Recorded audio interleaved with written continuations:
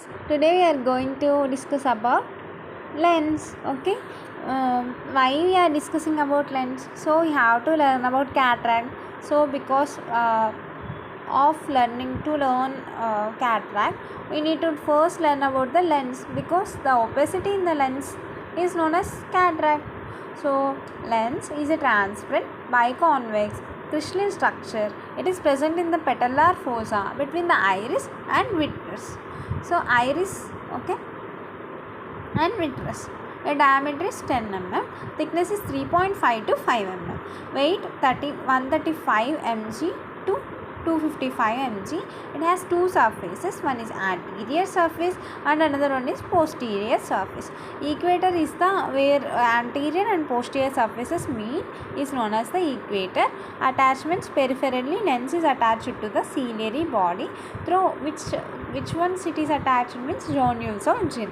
Posteriorly, there will be circular adhesions between the posterior capsule and anterior hyaloid surface of the vitreous, which is known as hyaloideo-capsular ligament or retrolental ligament. This is circular attachment, also known as egglet space or Burgess space. Right? So, what is the refractive index and power of the lens? Next question will come. So, refractive index is 1.39. So, it is refractive index is 1.39, means it is denser than air. Air refractive index is 1. So, 1.41 nuclear, 1.38 is cortex. Total diopteric power is 16 to 18 diopters. The accommodative power of the lens varies with age. 14 to 16 diopters at birth. So 7 to 8 diopters at 25 years of age. 1 to 2 diopters at 50 years of age. So coming to the structure of the lens. So here I want to show the picture here. So this is the structure of the lens. See, we have we have one anterior surface, we have one posterior surface. Okay, this is all capsule, and in anterior surface we will have an epithelium, whereas in posterior surface here you see, here this is anterior capsule, this is the posterior capsule. This one is known as epithelium, anterior epithelium, but in posterior it lacks the epithelium. And we have cortex.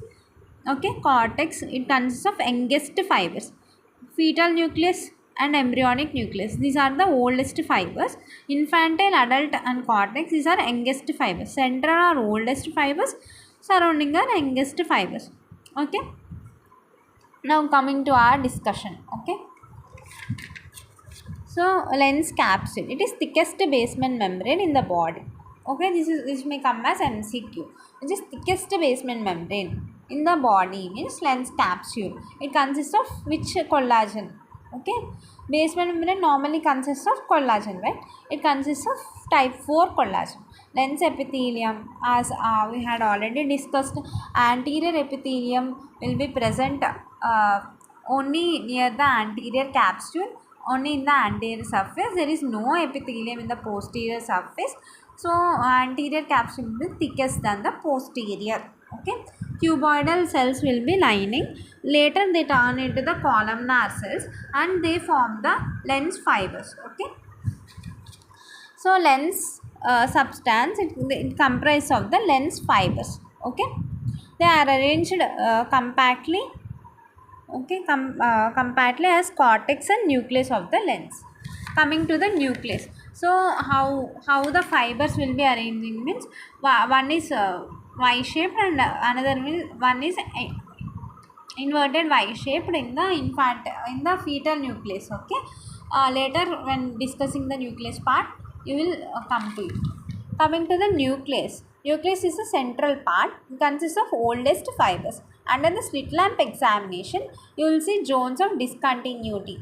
Okay, so in this we have embryonic nucleus, innermost. Okay, this will be seen up to 3 months of the gestation. Primary lens fibers, which are formed by the elongation of the cells of the posterior wall of the lens vesicle. So posterior wall of the lens vesicle fibers will be elongated and they will form the primary lens fibers. Okay, the cells of the posterior wall of the lens vesicle elongates to form the primary lens fibers. Fetal nucleus from 3 months to birth. The fibers meet around the sutures, anteriorly Y-shaped, posteriorly inverted Y-shape. This is anterior Y-shape, posteriorly inverted Y-shape. Coming to the infantile nucleus. From the birth to puberty, it surrounds the fetal nucleus. Okay, adult nucleus after the puberty to rest of the life. It surrounds the infantile nucleus, adult nucleus. Okay, coming to the cortex. Cortex consists of youngest lens fibers, right? So they may ask the MCQs, which contains youngest and what. Adult and infantile consists of youngest than the embryonic and infantile. Okay, coming to the suspensory ligaments of the lens, also known as ciliary jonules. They arise from the ciliary body to the lens. They hold the lens in the position and enable the ciliary muscle to act on it. So how they are arranged? Arrangement of jonular fibers from ora serrata to edge of the lens. So the arrangement are pars orbicularis, jonular plexus, jonular fork. Pars orbicularis, jonular fibers which lines the pars plana part of the ciliary body, known as pars orbicularis. Jonular plexus, network of the jonular fibers attached between the ciliary process in the region of the pars plicata. If it is pars plicata, it is jonular plexus. If it is pars plana, it is pars orbicularis. Jonular fork, it is a bundle of the jonular fibers. They bend at the right angle from the anterior margin of the pars plicata towards the lens. They divide into 3 jonular limbs. Anterior jonular limb, it consists of dense fibers. They insert into the anterior lens capsule about 1.5 to 2 mm from the equator. Equatorial jonular limb, fibers are sparse and fan out in a brush manner to get inserted into the lens capsule in the equatorial region. Then posterior jonular limb fibers, they inserted into the posterior lens capsule about 1 to 1.5 mm, okay, about the equator. So these are the coming to see this is park orbicularis. It lines the pars plana, right? Pars plana part. So it will be smooth pars plana part. Second one is Jones plexus they given. Third one is jonular fork. As we saw jonular fork, first one get inserted into the anterior surface. Then middle one near the equator. Sixth posterior jonular limb to the posterior surface. See how it is there. Okay. So coming to the functions of the lens. Okay. This is the functions of the lens. Transmits and refracts the light entering the lens. It contributes to 85% of the, it is 35% of the refractive power of the eye, about 16 to 18 diopters of the total 60 diopters. Okay, absorbs the UV rays less than 350 nanometers wavelength, prevents the damage to the retina, helps in accommodation. Coming to the metabolic activities of the lens. Biochemical composition of the lens. It consists of water and proteins mainly. Water is 66% of the lens weight. Proteins 33%. Crystallines, again proteins are divided into crystallines and albuminoids. Albuminoids are insoluble proteins, whereas crystallines are soluble proteins. These crystallines are alpha, beta and gamma crystallines. They make the bulk of the fibers in the cortex. Okay, albuminoids are insoluble proteins, okay, which are present in the lens nucleus. Others are lipids, carbohydrates, electrolytes. They comprise of the 1% of the lens substance. Coming to the carbohydrates, glucose, fructose, glycogen. Electrolytes are sodium, potassium, calcium. Organic substances, phosphates, glutathione and ascorbic acid. Energy. So energy will be needed to the lens, right? And sources of other nutrients. Okay, so where does the energy gets from? So where does the nutrient supply it gets from? Means it gets from the aqueous humor. Okay, aqueous humor. Sometimes through vitreous also it will get the nutrient supply. Lens is avascular, right? So it should get nutrient supply from other substances. Transport mechanisms include water and electrolyte transport, amino acid transport, glucose transport, pathways of the glucose metabolism. Sites will be cortex and the epithelium, never the nucleus, right? Okay.